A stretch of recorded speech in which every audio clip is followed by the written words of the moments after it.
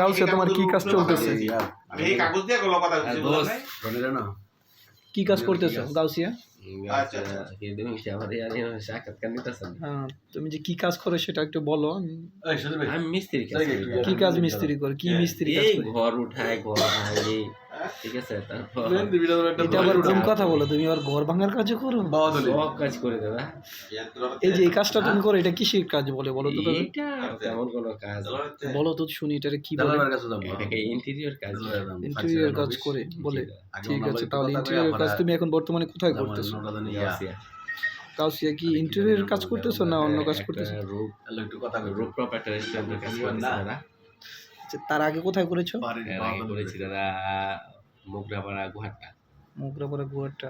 ওটা কি ইন্টেরিয়র কাজ করেছো না? যে ওখানে একটা কিচেন ক্যাবিনেট করেছি। এটা কত আচ্ছা, ঠিক আছে তাহলে।